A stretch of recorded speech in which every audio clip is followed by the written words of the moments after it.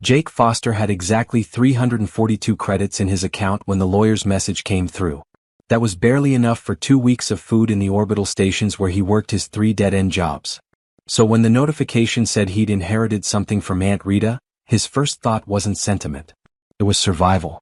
Rita Foster had been the family embarrassment for as long as Jake could remember. While everyone else worked respectable corporate jobs planetside, Rita hauled cargo through the outer rim. She never married, never settled down, and never bothered showing up to family gatherings. When Jake was a kid, she'd send him weird gifts from alien markets. A rock that hummed. A plant that glowed. His parents always threw them away, muttering about Rita's irresponsible lifestyle. She died alone in deep space 6 months ago. Heart failure, the report said. No one claimed the body. No one went to the memorial. Jake's parents didn't even mention it at dinner. The inheritance was simple.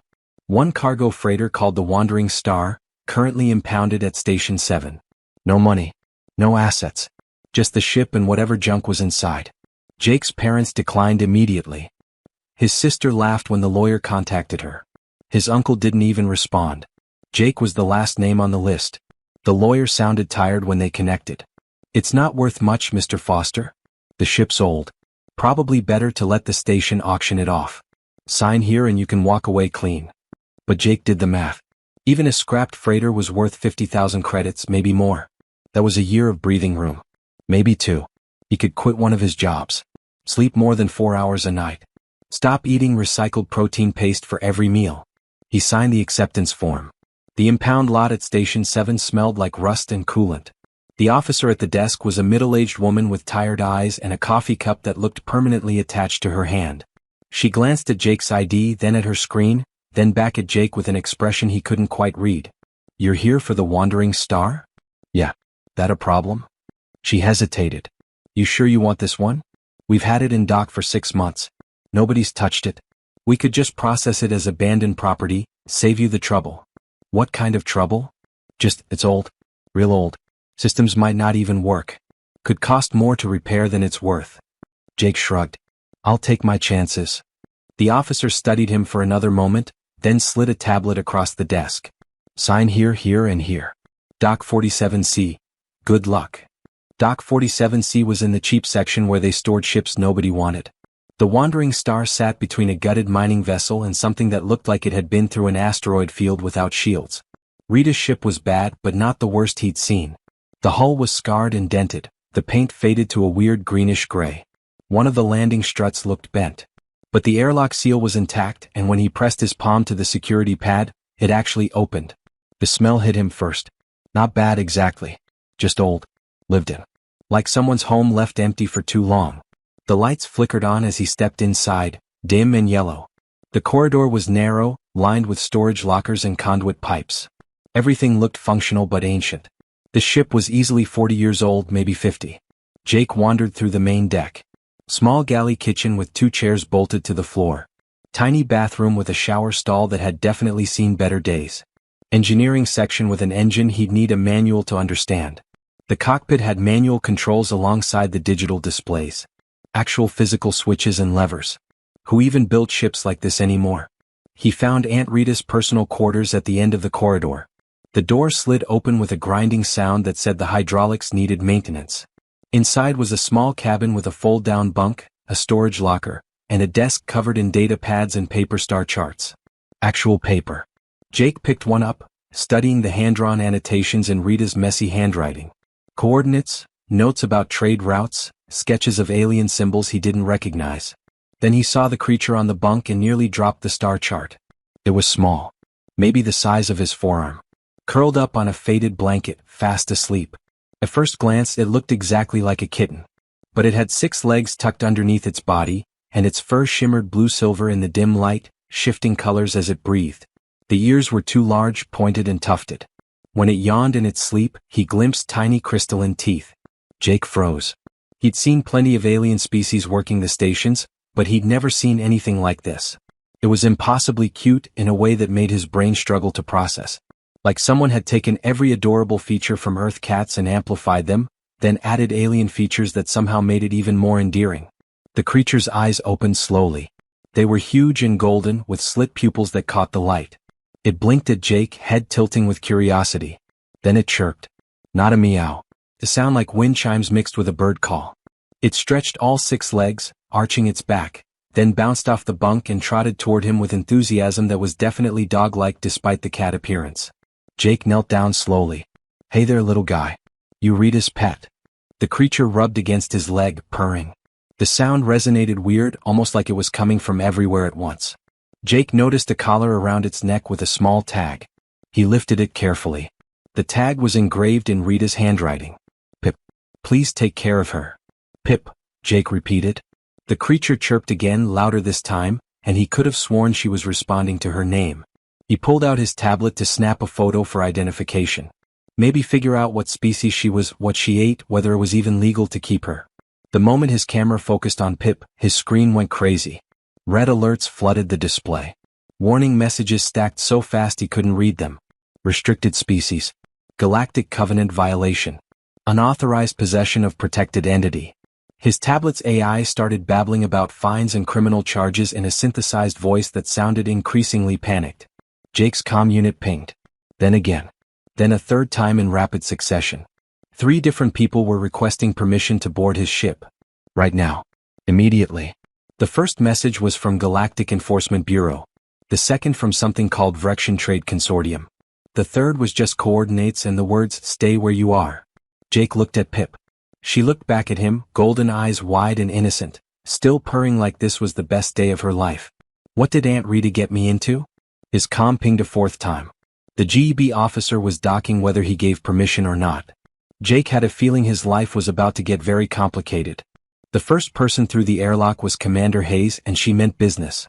Tall, probably 6 feet, with the kind of posture that screamed military training. She wore the dark blue uniform of the Galactic Enforcement Bureau with enough medals to suggest she'd seen real action. Her hand rested casually on the plasma pistol at her hip, not threatening but definitely noticeable. Jake Foster. Her voice was professional, clipped. I'm Commander Hayes, GB. We need to talk about the creature in your possession. Jake stood in the corridor with Pip perched on his shoulder. The little alien had climbed up there the moment the airlock opened, like she knew trouble was coming. I just inherited this ship an hour ago. I didn't even know she was here. Doesn't matter. That's a Starweaver kit. Last confirmed survivor of her species. They're Class 1 protected entities under the Galactic Covenant. You can't legally own her. Hayes pulled out a tablet, swiping through screens. We've had alerts on this ship for months, but your aunt kept moving, staying off-grid. Now that she's gone, we need to bring the kid in for proper care. Proper care? She seems fine to me. Mr. Foster, you don't understand what you're dealing with. Starweavers require specialized environments, specific nutrients, constant monitoring. Our facility on Europa has everything she needs. Veterinarians who understand her biology. You'd be doing the right thing by surrendering her. Pip made a small chirping sound and burrowed into Jake's neck. He felt her trembling slightly. Before Jake could respond, his proximity alarms blared. Another ship had just docked on the opposite airlock. An unauthorized docking. Hayes spun, hand moving to her weapon. Did you call someone else? No, I swear. The second airlock hissed open, and a figure squeezed through that made Jake take an involuntary step back. Rax was Vrection, nearly 7 feet of purple-scaled muscle packed into an expensive suit that probably cost more than Jake made in a year. His species had too many teeth and eyes that saw in spectrums humans couldn't. When he smiled, it looked like a threat. Ah, perfect timing. Rax's voice rumbled like gravel in a blender. His English was accented but clear. Jake Foster, yes? I represent the Vrection Trade Consortium. I'm here to make you a very generous offer for the creature. This is GB business, Hayes snapped. You need to leave. Now. This is open commerce, Commander. The kid isn't in your custody yet. Rax turned back to Jake, pulling out a credit chip that glowed with verification codes. 5 million credits. Standard transfer. No questions, no paperwork, no legal complications. The kit comes with me, you walk away rich. Jake's brain stuttered. 5 million credits? That was more money than his entire family had made in 3 generations. That was never work again money. That was buy a planet money. The kit isn't for sale, Hayes said firmly. It's protected wildlife. Protected by laws that don't apply to private transactions in neutral station space, Rax countered smoothly. Mr. Foster inherited the kit legally. He can do what he wants with his property. She's not property. She's a sentient being. Then let her choose. Rax reached into his jacket and pulled out something that looked like dried meat. The smell hit Jake immediately, sweet and savory. Pip's head popped up, nose twitching. Star Weavers love Kelthax treats. Come here, little one. Nice and easy. Pip hissed. Actually hissed like an angry cat, all her fur standing on end. She looked twice her size suddenly, and her eyes flashed with something that might have been anger or fear. 10 million, Rax said, not even looking at Pip's reaction. Final offer. That's more than you'll make in 10 lifetimes, human. Jake opened his mouth, not sure what he was going to say, when the ship's lights went red. Emergency protocols. Someone was cutting through the hall. Hayes swore, pulling her weapon. Who else is coming? The cutting stopped. A section of the cargo bay wall simply fell inward with a clang. Through the hole stepped a woman in tactical gear that made Hayes's uniform look like a costume. Dr. Morgan Webb didn't introduce herself. She just aimed a rifle that hummed with charging energy directly at Pip. Everyone stay very still. Morgan's voice was cold, controlled. That creature is a Class 5 extinction threat. I'm authorized by the Colonial Defense Network to eliminate it on sight. You can't be serious, Jake said, instinctively covering Pip with his hand. She's the size of a kitten. She won't be forever. Morgan moved forward slowly, rifle never wavering. I was on Kelthax Station when the Star Weavers came. I watched them fold an entire solar system into hyperspace. 7 planets. Billions of people. Gone in minutes. Your aunt was part of the team that hunted them down afterward. She was supposed to eliminate them all. That's classified information, Hayes said sharply. How do you even know about that? Because I was there too. I watched my family die screaming as reality tore apart around them. Morgan's finger moved closer to the trigger. The Galactic Covenant declared them extinct for a reason. They're too dangerous to exist. Your aunt should have finished the job. My aunt saved her, Jake found himself saying. She kept Pip alive for years. There had to be a reason. Your aunt was sentimental and stupid. I'm neither. The tension in the corridor was thick enough to cut. Hayes had her pistol drawn but wasn't aiming at anyone specifically. Rax had backed toward the wall, hands visible but calculating. Morgan's rifle was locked on Pip, who had gone completely still on Jake's shoulder. Jake's tablet beeped. In all the chaos, he'd forgotten it was still running analysis on Pip. Now Aunt Rita's encrypted files were unlocking automatically, triggered by something. Text scrolled across the screen faster than he could read, but he caught fragments. Coordinates. Warnings. Something about a promise. Then the ship's navigation system activated on its own. The Wandering Star's ancient engines hummed to life with a sound Jake felt in his bones. The helm console lit up in the cockpit, displaying a jump sequence Jake definitely hadn't programmed. Pip lifted one tiny paw and touched Jake's tablet screen. The ship lurched. What did you do? Hayes shouted. Nothing.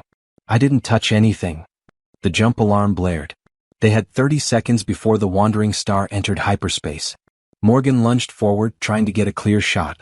Rax dove for the airlock, trying to get back to his ship. Hayes grabbed for the emergency stop panel. Jake made a choice he didn't fully understand. He grabbed the manual override lever Rita had probably installed herself and yanked it down hard. The automated docking clamps released on both airlocks simultaneously. Rax's ship detached with a clang. Morgan stumbled as the floor shifted. You're making a terrible mistake, Morgan yelled over the alarms. Maybe. Probably. But Pip was purring again, and Aunt Rita's last log entry was flashing on his screen. Trust Pip. She knows the way. Rita's promise. The hyperspace jump engaged. Reality twisted, and the Wandering Star vanished from Station 7 with 4 people and 1 very special kitten aboard. Commander Hayes slowly lowered her pistol, staring at Jake with an expression somewhere between respect and disbelief. Do you have any idea what you just did? Not really, Jake admitted. But I'm guessing we're about to find out. Rax slumped against the wall, his 10 million credit offer suddenly meaningless. Morgan checked her rifle's charge with shaking hands, her face pale. Aunt Pip curled up on Jake's shoulder, looking extremely pleased with herself. Whatever Aunt Rita had gotten him into, there was no turning back now. 6 hours into hyperspace and Jake's ship had turned into the strangest hostage situation in galactic history. Nobody could leave because they were traveling faster than light. Nobody could take control because Pip had somehow locked every critical system behind encryptions that made no sense. And nobody could agree on what Pip actually was. Jake sat in the pilot's chair, trying to understand the navigation display. The coordinates read like gibberish. Numbers that changed every few seconds, forming patterns he couldn't recognize. Pip sat on the console, occasionally tapping buttons with her tiny paws, adjusting their course in ways Jake definitely hadn't programmed. Commander Hayes paced the small cockpit, still wearing her weapon but at least not pointing it at anyone. This is insane. We're traveling blind to coordinates that shouldn't exist. We could drop out of hyperspace inside a star for all we know. The kit knows what she's doing, Rax said from where he'd wedged himself into the co-pilot seat. His massive frame barely fit. Star Weavers are natural navigators. They can sense hyperspace routes that our instruments can't detect. It's what made them so valuable. Valuable as lab specimens, you mean? Morgan muttered. She stood near the door, rifle still in hand but lowered. You were going to dissect her, weren't you? Clone her. Harvest her neural tissue for navigation systems. Rax shrugged, not even bothering to deny it. The tissue is worth billions. And she's the last one. The genetic material alone could revolutionize space travel. From a pure economic standpoint, it's the logical choice. She's not tissue, Jake snapped. She's alive. She has a name. Sentiment doesn't change biology, human. Hayes stopped pacing. We need to establish facts. Everyone here has different information about Star Weavers. Let's pool what we know. She looked at Jake. Your aunt's files. Are they still unlocking? Jake checked his tablet. Pages and pages of text were appearing, along with videos, research data, and personal logs. Yeah, there's tons of stuff here. Rita documented everything. Start reading. Out loud. Jake scrolled through the earliest entries, dated almost 30 years ago. His aunt's handwriting in the text portions was neat at first, becoming more hurried and desperate as the dates progressed. Okay, this one's from when she first joined the military. She was part of something called the Star Weaver Response Fleet. Morgan's expression darkened. I know that fleet. They were the ones who hunted the Star Weavers after Kelthax. What actually happened at Kelthax? Jake asked. Everyone keeps mentioning it, but nobody's explained. Morgan leaned against the wall, her eyes distant. Kelthax was a human colony system. 7 planets, all terraformed and populated. About 15 billion people total. I was 12, living on Kelthax Prime with my parents. Her voice went flat, emotionless. One day adult Star Weavers appeared. Dozens of them. They were beautiful. Like nothing we'd ever seen. Creatures that seemed to exist in 2 places at once, shifting between solid and translucent. The colonial government tried to communicate, but they also tried to capture one for study. Let me guess, Rax said. Bad idea. The worst. The moment the containment field activated, every Star Weaver in the system reacted. They did something. The space around us started folding, twisting. I watched buildings phase out of existence. Saw people get caught halfway between dimensions, frozen in impossible positions. My parents were standing right next to me when they just vanished into something that looked like purple static. Hayes nodded slowly. The official report said the entire Kelthax system was pulled into hyperspace. All 7 planets, 3 moons and 2 orbital stations. Gone. When the rescue ships arrived, there was just empty space where the system used to be. Jake felt sick. And everyone blamed the Star Weavers. They killed 15 billion people, Morgan said quietly. What else would you call them? Jake kept reading Rita's logs. His hands were shaking slightly. Rita's files say something different. She was part of the investigation team that studied what was left. They found Star Weaver bodies. Lots of them. All dead like they'd burned themselves out doing something. He scrolled faster. She writes that the Star Weavers weren't attacking. They were trying to seal something. A rift. Hey, what? Hayes moved closer, reading over his shoulder. Jake pulled up a technical diagram that made his head hurt. It showed normal space and hyperspace as 2 layers with a membrane between them. According to Rita's research, space and hyperspace aren't supposed to touch. There's a barrier between them. But FTL engines punch tiny holes through that barrier every time a ship jumps. Usually the holes seal themselves. But sometimes they don't. They grow. Become rifts. Rax leaned forward, suddenly very interested. I've heard rumors about hyperspace instabilities. Ships disappearing. Routes that worked for years suddenly becoming deadly. Because the rifts are spreading, Jake continued reading. Rita's team found evidence that Kelthax had a massive rift forming right under the colony. It was growing fast, about to tear open completely. The Star Weavers weren't attacking the colony. They were trying to seal the rift before it consumed everything. They failed, Morgan said. They died trying. Rita counted 43 Starweaver bodies in the wreckage. They exhausted themselves attempting to close something that was too big, too unstable. When they failed, they tried to push the entire system into hyperspace as a last resort. A quarantine. Better to lose Kelthax than let the rift spread to other systems. The cockpit went silent except for the hum of the engines. Hayes sank into a nearby chair. If that's true, if Kelthax was an attempted rescue, then we murdered an entire species for trying to help us. The Galactic Covenant declared them extinct, Morgan whispered. We hunted them systematically. Military strike teams, bounties, chemical weapons. I was part of it. I wanted revenge so badly. She looked at Pip with something like horror. We killed them all for trying to save us. Jake found another file. A video log. He played it and Aunt Rita's face appeared on the screen. She looked older than he remembered, tired and worn. Her voice was steady though. If you're watching this, I'm probably dead. And you've met Pip. I know what you're thinking. Why save her?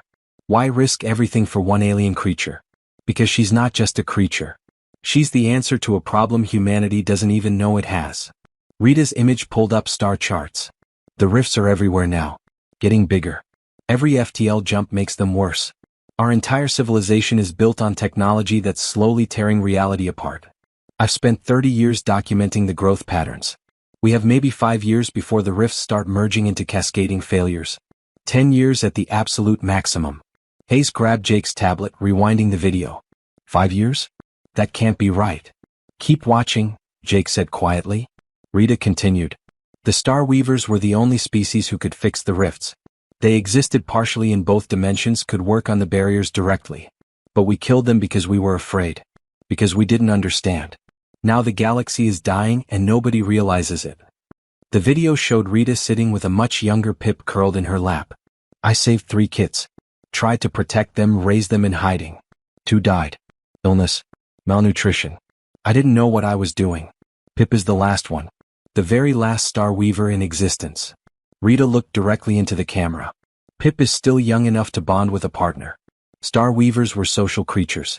They worked alongside other species, using their abilities cooperatively. If a human bonds with Pip, really bonds, they could work together to seal the rifts. It's dangerous. The bonding is permanent, changes you on a fundamental level. But it's the only chance we have. The video ended with Rita smiling sadly. I'm too old, too sick to bond with her properly. But you, whoever you are, you're young enough. Desperate enough. You inherited my ship because nobody else wanted it. That makes you perfect. Trust Pip. She knows the way to the homeworld. Let her show you the truth. Then decide if you're brave enough to save a galaxy that doesn't deserve saving. The screen went dark. Pip chirped softly and pressed her nose against Jake's hand. He realized his face was wet. When had he started crying? Your aunt spent 30 years trying to undo what we did, Hayes said quietly. Trying to fix humanity's mistake. And nobody listened, Rax added. Nobody wanted to believe that our precious FTL technology was killing us. Morgan had slid down the wall, sitting on the floor with her rifle across her knees. I've killed so many of them. I thought I was avenging my family. But I was just making everything worse. An alarm beeped. Their hyperspace jump was ending. Jake looked at the view screen as they dropped back into normal space. Empty space greeted them. No stars, no planets. Just a strange shimmer in the distance where the instruments showed nothing but error codes. Pip stood up on the console, all 6 legs planted firmly. She stared at the shimmer and made a sound Jake had never heard before. Something between a song and a call. The shimmer responded, rippling like water. And slowly, impossibly, something began to appear. The wandering star lurched forward without Jake touching the controls. Pip stood on the console, her tiny body glowing faintly blue, and the ship responded to her like it was alive. The shimmer in space grew larger, pulling them in with a force that made the hull groan. Cut the engines, Hayes shouted. We need to reverse thrust now. Jake's hands flew over the controls, but nothing responded. I'm locked out. She's flying the ship. She. Rax gripped his seat as the ship accelerated. The kid is piloting? That's impossible. Watch the impossible happen, Morgan said, eyes fixed on the view screen. The shimmer engulfed them. For a moment, everything went wrong. The lights flickered between colors that didn't exist. Jake felt like he was being stretched and compressed simultaneously. His stomach twisted and he tasted copper. Then just as suddenly it stopped. They were somewhere else. The view screen showed a place that hurt to look at. Structures floated in the void, massive crystalline formations that curved and twisted through space in ways that violated every law of physics Jake had ever learned. Some were transparent, others solid, and a few seemed to flicker between states. They formed patterns that almost made sense, like a city designed by something that thought in dimensions humans couldn't perceive. "What is this place?" Hayes whispered. "The homeworld," Jake breathed. "The Starweaver homeworld. It exists between normal space and hyperspace. That's why we could never find it." Pip chirped, and the ship moved deeper into the impossible geometry. As they got closer, Jake could see inside the crystalline structures. Each one contained something. Bodies. Starweavers in various sizes and life stages, perfectly preserved, floating in some kind of stasis field. There were thousands of them. Rax made a sound in his throat. "They're all dead. The entire species just frozen here." "It's a tomb," Morgan said quietly. "They came here to die together." The ship navigated through the necropolis slowly, Pip guiding them with purpose. Jake watched the preserved Starweavers drift past. Some were massive, easily the size of the wandering star itself, with flowing forms that seemed to have multiple sets of limbs and wings made of light. Others were smaller, maybe human-sized, with more solid bodies. A few looked like Pip, clearly juveniles with 6 legs and oversized eyes. None of them moved. None of them breathed. They were beautiful and heartbreaking. "Look at that one," Hayes pointed to a particularly large crystal. Inside, an adult Starweaver was frozen mid-motion, its form half-transparent. Around it, smaller Starweavers clustered close like a family. They died protecting their young. Jake felt something twist in his chest. These weren't monsters. They weren't weapons or lab specimens. They were people. Different people, alien people, but people nonetheless. And humanity had helped kill them all. Pip led them to the center of the necropolis. There, different from all the others, was a structure that pulsed with soft bioluminescent light. It was alive. Or at least not completely dead. The moment they got within range, the structure activated. Light burst from it in waves, and suddenly Jake's mind filled with something that wasn't sound or images but pure meaning. Information flowing directly into his thoughts, translating itself automatically. He heard Hayes gasp. Rax covered his face with his massive hands. Morgan dropped her rifle, staring at nothing. They were all receiving the same transmission. A message left behind by the Starweavers. It wasn't in words. It was deeper than that. Jake experienced it like a memory that wasn't his. He felt what the Starweavers felt, understood what they understood. The Starweavers had existed for millions of years, living partially in normal space and partially in hyperspace simultaneously. They weren't conquerors or explorers. They were gardeners. Caretakers. The membrane between dimensions was delicate, and they maintained it, repaired damage, kept the two realities separate and stable. Then the younger species arrived. Humans, Vrexians, Keltons, dozens of others. All developing faster than light travel, all punching holes through the membrane without realizing the damage they caused. Each individual jump was tiny, harmless. But billions of jumps, trillions over decades? The damage accumulated. The Starweavers tried to fix it. Worked themselves to exhaustion, sealing rifts as fast as they appeared. But more ships meant more holes, and the rifts grew faster than they could repair them. They tried to make contact with the younger species, to warn them, to ask for help. Every attempt at first contact was met with fear and violence. Ships fired on Starweavers. Scientists tried to capture them for study. Military forces hunted them as threats. The memory shifted, and Jake experienced Kelthax from the Starweaver perspective. They had detected a massive rift forming under the colony, growing exponentially. If it fully opened, it would spread like a cancer, consuming system after system until half the galaxy collapsed into hyperspace. The Starweavers gathered every adult they could find. 43 individuals, the last of their kind who were old enough and strong enough for the task. They tried to seal the rift. Jake felt their desperation, their determination, their love for the younger species who had treated them so badly. They tried so hard. They failed. The rift was too big, fed by too many years of accumulated damage. As a last resort, in the seconds before the rift exploded outward, they did the only thing they could. They pushed Kelthax into hyperspace completely, quarantining the disaster. It killed them. All 43 died, burned out from the effort. And humanity declared them monsters for it. The surviving Starweavers, mostly juveniles and elders, realized they were doomed. The younger species wouldn't stop using FTL technology, wouldn't believe the warnings, wouldn't change until it was too late. The Starweavers were dying anyway, poisoned by the deteriorating dimensional membrane. So they came here to their sacred space and entered stasis. A preservation. Not for themselves but for their knowledge. Waiting for someone who might eventually understand. Someone who might be willing to finish what they started. They had chosen humanity specifically. Despite everything, they believed humans had the potential for change. They were adaptable, creative, capable of cooperation when they chose to be. Young enough as a species to learn, old enough to have the technology needed. They had sent signals, left clues, tried to guide humans to this place. None of it worked. Until Rita Foster, one of their hunters, finally understood too late. The transmission ended.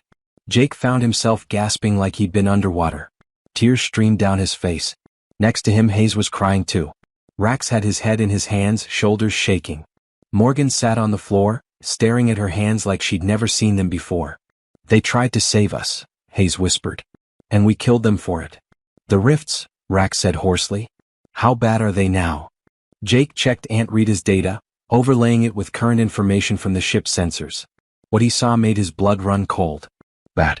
Really bad. There are major rifts forming in 17 systems. Hundreds of minor ones. Some are starting to merge. How long? Morgan asked. Rita's estimate was 5 years. That was 2 years ago. Maybe 3 years left. Could be less. The living structure pulsed again and another wave of information hit them.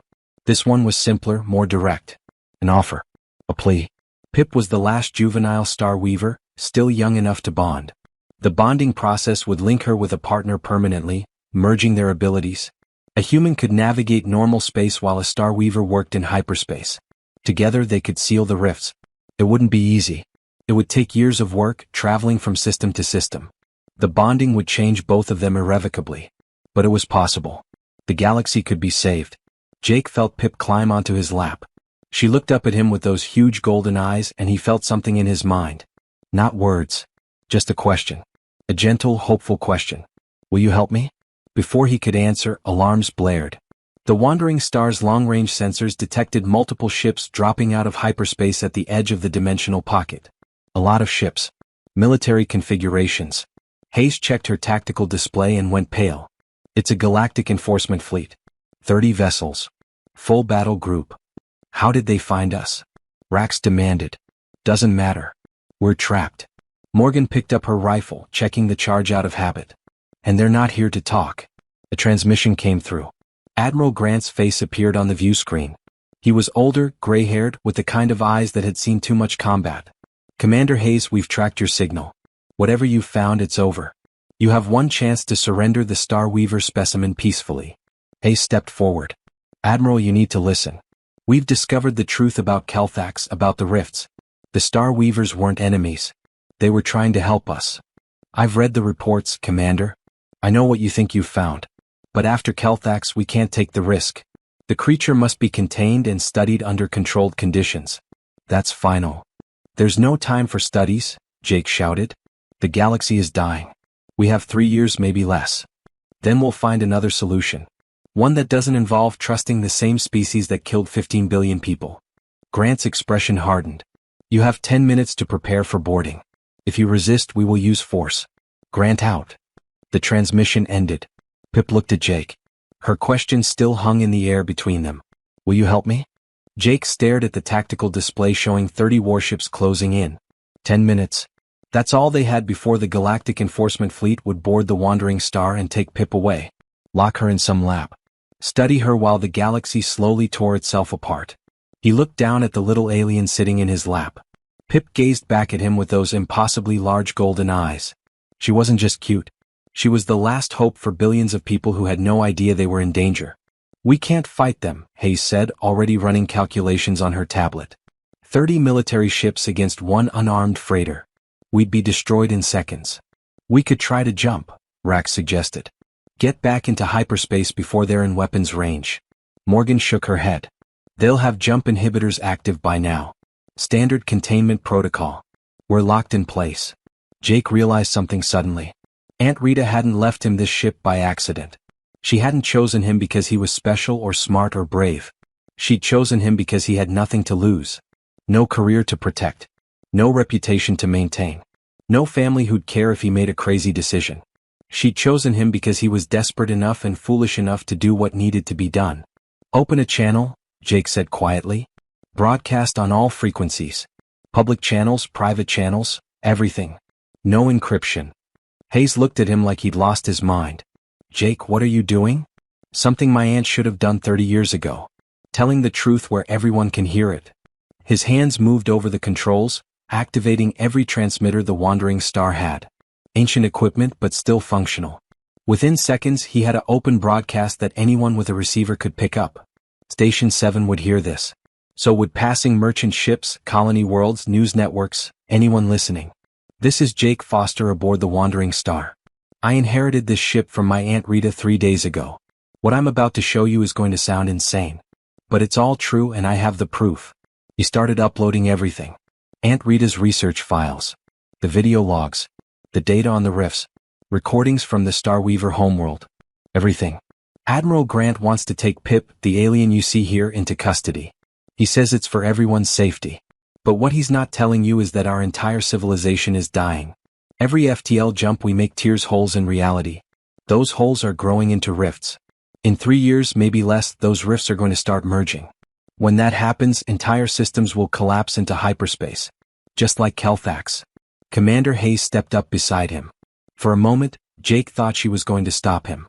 Instead, she pulled out her own credentials and added them to the broadcast. This is Commander Lisa Hayes, badge number 7743 Delta. I'm verifying the authenticity of these files. Everything Jake Foster is showing you is legitimate galactic enforcement research. This isn't a hoax. The transmission was reaching thousands of people now. Maybe millions. Jake could see the connection counters climbing on his display.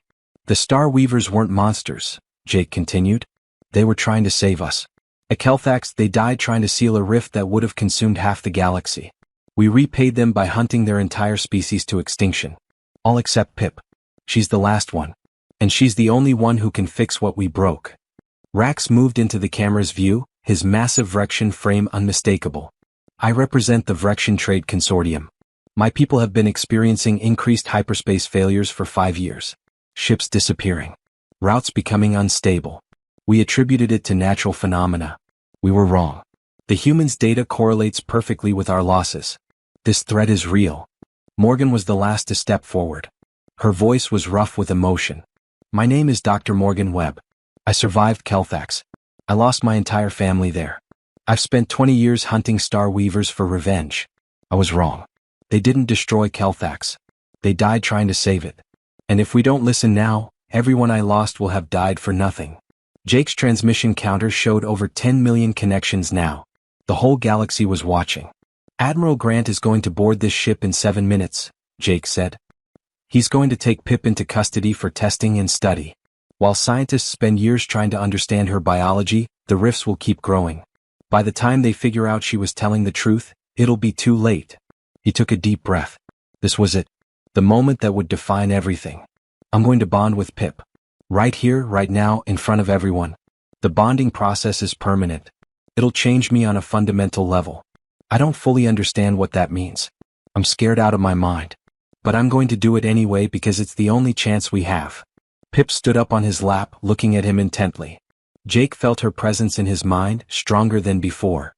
That gentle question becoming a clear offer. Partnership. Trust. A joining of two completely different species trying to fix a mistake that neither of them made. If this works, Jake said, Pip and I can start sealing the rifts. It'll take years.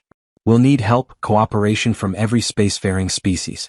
We'll need scientists to develop better FTL technology that doesn't damage reality. We'll need the military to protect us while we work. We'll need everyone to actually give a damn about something bigger than themselves. He smiled sadly at the camera. I know that's asking a lot. Humans aren't great at cooperation. We're scared of things we don't understand. We shoot first and ask questions later. But we're also capable of change. Of learning from our mistakes. Of being better than we were yesterday. Jake looked at Pip. I'm ready if you are. Pip chirped once, a sound like wind chimes in a summer breeze. Then she pressed her small paw against Jake's chest, right over his heart. The sensation was like nothing Jake had ever experienced. Not painful but intense. He felt Pip's consciousness touching his, two minds carefully interweaving.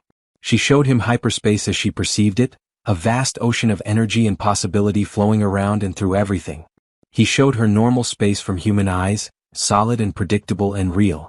The perspectives merged. Suddenly Jake could see both at once. Reality layered on top of itself.